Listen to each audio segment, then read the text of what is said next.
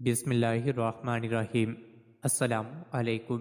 روزانہ واقعات سننے کے لیے اس چینل کو سبسکرائب کریں۔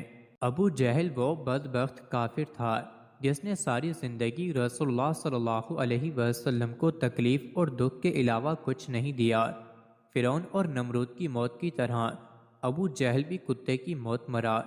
حضرت عبد الرحمن بن عوف رضی اللہ تعالی عنہ سے مروی ہے کہ جب جنگ بدر کا میدان لگا ہوا تھا کہ معاذ اور معاذ رضی اللہ تعالی عنہ میرے پاس آئے۔ انہوں نے مجھ سے دریافت کیا کہ چچا جان ان لوگوں میں سے ابو جہل کون ہے؟ میں نے ہاتھ کا اشارہ کرتے ہوئے ان کو بتایا کہ وہ ابو جہل ہیں۔ انہوں نے کہا کہ چچا جان، اس ظالم نے ہمارے نبی صلی اللہ علیہ وسلم کو بہت ہی دکھ اور تکالیف پہنچائی ہیں، اس لیے ہم ابو جہل کو نہیں چھوڑیں گے۔ عبد الرحمن بن عوف رضی اللہ تعالی عنہ فرماتے ہیں کہ جو ہی میں نے ان بچوں کو ابو جہل کا بتایا تو وہ بچے بجلی کی رفتار کے ساتھ ابو جہل کی طرف بھاگے۔ انہوں نے ابو جہل پر ایک زوردار ضرب لگائی۔ ان کی پہلی ہی ضرب سے ابو جہل اونٹ سے نیچے گر گیا۔ پھر انہوں نے ابو جہل کا پاؤں پر تلوار کا وار کر کے اس کا پاؤں ہی ٹانگ سے الگ کر دیا۔ حضرت معاذ رضی اللہ تعالی عنہ بیان کرتے ہیں کہ یہ سب کچھ ابو جہل کا بیٹا اکرمہ دیکھ رہا تھا۔ اکرمہ نے وار کر کے میرے بازو کو کاٹ دیا۔ میرا بازو کندھے سے لٹک رہا تھا۔ پھر میں لٹکتے ہوئے بازو کے ساتھ بھی بڑی تیزی کے ساتھ لڑ رہا تھا۔ جب بازو نے مجھے بہت ہی زیادہ تنگ کرنا شروع کیا تو میں نے بازو کو اپنے پاؤں کے نیچے رکھا اور زور لگا کر بازو کو اپنے تن سے جدا کر دیا۔ حضرت معاذ رضی اللہ تعالی عنہ سے مروی ہے کہ میں نے موقع پا کر ابو جہل پر پھر وار کیا، جس سے ابو جہل کے جسم سے خون کے فوارے جاری ہو گئے۔ ابو جہل کو موت کی گھاٹ اتار کر یہ دونوں بچے رسول اللہ صلی اللہ علیہ وسلم کے پاس جا کر عرض کرنے لگے، یا رسول اللہ صلی اللہ علیہ وسلم، ہم ظالم ابو جہل کو قتل کر آئے ہیں۔ طبری میں بیان کیا گیا ہے کہ ابو جہل ابھی قتل نہیں ہوا تھا بلکہ وہ درد سے چلا رہا تھا، تڑپ تڑپ کر درد سے چلاتے ہوئے موت کا انتظار کر رہا تھا۔ جب جنگ بدر ختم ہوئی تو رسول اللہ صلی اللہ علیہ وسلم نے تمام صحابہ اکرام کو حکم جاری کیا کہ ابو جہل کو تلاش کیا جائے۔ سب صحابہ اکرام ابو جہل کی تلاش میں مگن ہو گئے۔ حضرت عبداللہ بن مسعود رضی اللہ عنہ بھی ان میں شامل تھے۔ حضرت محمد صلی اللہ علیہ وسلم نے تمام صحابہ اکرام کو ابو جہل کی ایک نشانی بتائی تھی کہ ابو جہل کے گھٹنے پر نشان ہوگا۔ صحابہ اکرام رضی اللہ تعالی عنہم نے عرض کی، یا رسول اللہ صلی اللہ علیہ وسلم، ابو جہل کے گھٹنے پر وہ نشان کس طرح آیا تھا؟ رسول اللہ صلی اللہ علیہ وسلم نے فرمایا، ایک دفعہ میں اور ابو جہل عبداللہ بن جدان کے گھر دعوت میں شامل تھے۔ اس وقت تمہاری عمریں بہت ہی چھوٹی تھیں۔ ہم دونوں میں کسی بات کو لے کر لڑائی ہوئی۔ میں نے ابو جہل کو زور سے دھکا دیا تھا جس کی وجہ سے ابو جہل زمین پر گر پڑا۔ ابو جہل کے گھٹنے پر گہرا زخم، لیکن اس کا نشان آج بھی ہے۔ یہاں اب مسعود رضی اللہ تعالی عنہ فرماتے ہیں کہ میں میدان میں ہر لاش کو الٹا الٹا کر دیکھ رہا تھا کہ مجھے ایک جگہ پر ابو جہل زخمی حالت میں نظر آیا۔ میں اس پر گہرا زخم آ گیا۔ وہ زخم تو ٹھیک ہو گیا تھا کہ پاس گیا تو میں نے دیکھا کہ وہ ابھی مرا نہیں تھا بلکہ زندگی کی آخری سانسیں لے رہا تھا۔ اس کے جسم سے خون کے فوارے جاری تھے۔ پھر میں نے رسول اللہ صلی اللہ علیہ وسلم کی بتائی ہوئی نشانی کو دیکھا تو مجھے یقین ہو گیا کہ یہی ابو جہل ہے۔ میں نے اس کی گردن پر اپنا پاؤں رکھ کر اس کو زور سے گھسیٹا تو درد کے مارے اس کی چیخیں نکل پڑیں۔ میں نے ابو جہل سے مخاطب ہو کر کہا کہ خدا کے دشمن، اللہ تبارک و تعالی نے تجھ کو ذلیل و خوار کر کے رکھ دیا ہے۔ ابو جہل مجھ سے کہنے لگا کہ اس میں ذلت والی کیا بات ہے؟ میں تو اس آدمی سے بدلہ لینے کے لیے یہاں آیا تھا جس شخص کو تم لوگوں نے قتل کر دیا ہے۔ اس نے مجھ سے دریافت کیا کہ بتاؤ اس جنگ میں فتح کن کی ہوئی ہے؟ میں نے کہا کہ اس جنگ میں فتح اللہ تعالیٰ کے سچے رسول صلی اللہ علیہ وسلم کی ہوئی ہے۔ پھر اس نے کہا کہ ابن مسعود چرواہے، تو بہت ہی اونچی جگہ پہنچ گیا ہے۔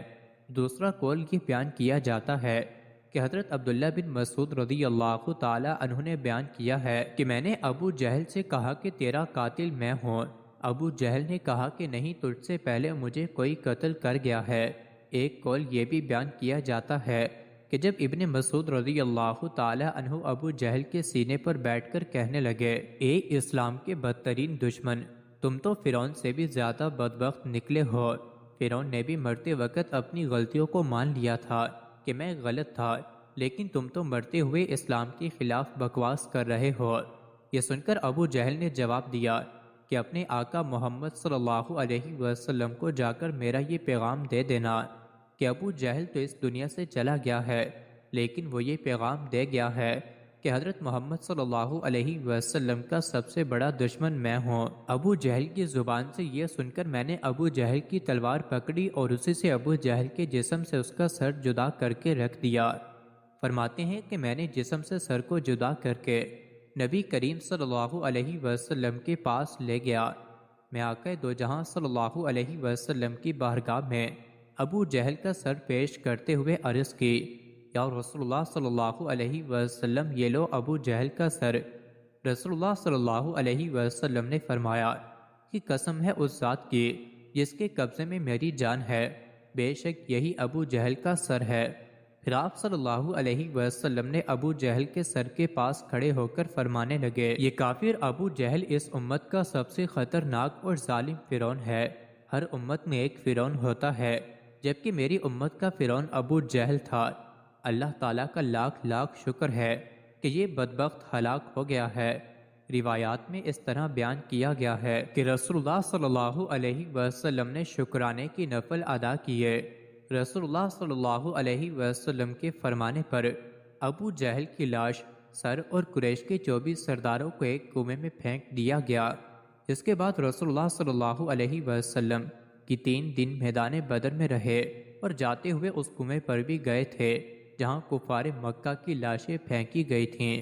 آقا صلی اللہ علیہ وسلم نے کنویں پر کھڑے ہو کر قتل ہونے والوں کو یہ فرمایا کہ کنویں میں پھینکی گئی لاشوں، کیا تم نے اللہ تعالیٰ کے وعدے کو پورا ہوتے ہوئے پا لیا ہے؟ اللہ تعالیٰ کا وعدہ سچ ثابت ہو گیا ہے۔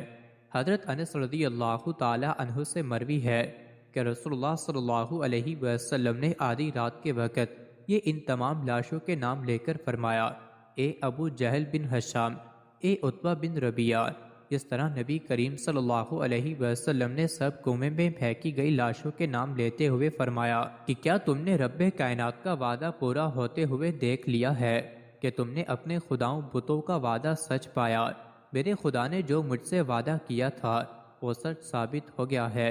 اس پر صحابہ نے پوچھا، یا رسول اللہ صلی اللہ علیہ وسلم، ہم آپ صلی اللہ علیہ وسلم کی لاشوں سے باتیں کر رہے ہیں، تو حضور صلی اللہ علیہ وسلم نے فرمایا کہ جو باتیں میں ان سے کر رہا ہوں تم ان لاشوں سے زیادہ نہیں سنتے ہو، بس یہ لاشیں بول نہیں سکتی، سب کچھ سن رہی ہیں۔ امام طبری لکھتے ہیں کہ محمد بن اسحاق بیان کرتے ہیں کہ بعض علماء کرام نے یہ بات بیان کرتے ہوئے کہا ہے کہ تم لوگوں نے مجھ سے دشمنی کی، بلکہ دوسرے لوگوں نے مجھ سے دوستی کی۔ تم نے مجھ کو میرے ہی شہر سے نکال دیا، دوسرے لوگوں نے مجھ کو اپنے شہر میں پناہ دی۔ تم لوگ مجھے جھوٹا کہتے رہے، دوسروں نے مجھے سچا اور آخری نبی صلی اللہ علیہ وسلم کہا۔